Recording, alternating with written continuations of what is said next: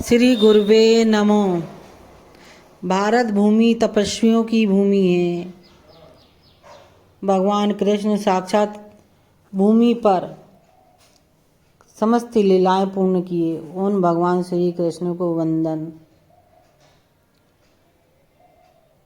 भीष्म पंचक का पाठ, जिसे भीष्म पंचक कथा भी कहते हैं, कार्तिक मास के शुक्ल पक्ष में की एकादशी से पूर्णिमा तक किया जाता है और इस दौरान भीष्म पितामह द्वारा किए गए उपदेशों को सुनाया पढ़ा जाता है। कथा के अनुसार श्री कृष्ण ने भीष्म पितामह से पांडवों को ज्ञान प्रदान करने का आग्रह किया था, जिसके बाद से ये 5 दिन भीष्म पंचक कहलाए। इस व्रत में भगवान विष्णु और भीष्म पितामह की पूजा की जाती है और उनका जलदान, गंध, अक्षत और पुष्प से पूजन किया जाता है।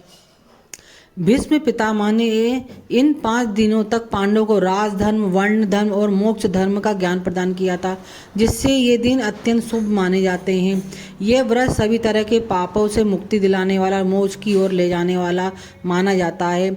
जो लोग चतुर्मास का उपवास पूरा नहीं कर पाते, उन्हें कार्तिक मास के इन अंतिम 5 दिनों के व्रत से 4 महीने के उपवास का फल मिलता है। इस व्रत के पालन से धन दान में वृद्धि होती है और स्वास्थ्य भी अच्छा रहता है।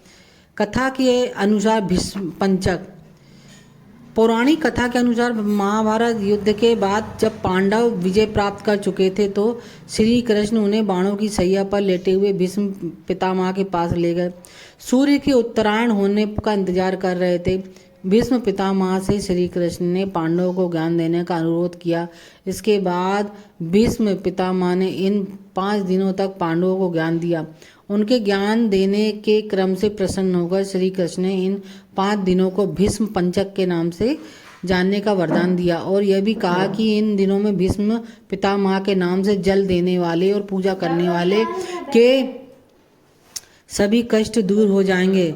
कथा में बताया गया है कि सोमेश्वर नामक एक निर्धन ब्राह्मण ने भीष्म पंचक का पालन किया और सभी दुख से मुक्ति पाई, जिसके बाद श्री कृष्ण ने उन्हें इस व्रत की विधि बताई। इस व्रत में भीष्म पितामह को जल देने, गंध, अक्षत, पुष्प और धूप दीप से पूजा करने का विधान है। इस प्रकार भीष्म पंचक का पाठ करने से पूर्वजों को शांति मिलती है और निरंतर 5 दिन भीष्म पंचक का पाठ व्रत करता और जो व्रत धारण नहीं करते हैं उनको भी करना आवश्यक माना जाता है, जिससे समस्त पूर्वजों का आशीर्वाद प्राप्त होता है और सभी दुख दूर हो जाते हैं। भीष्म पंचक व्रत की संपूर्ण विधि महात्माएं अगले वीडियो में अवश्य देखें। धन्यवाद। राधे राधे।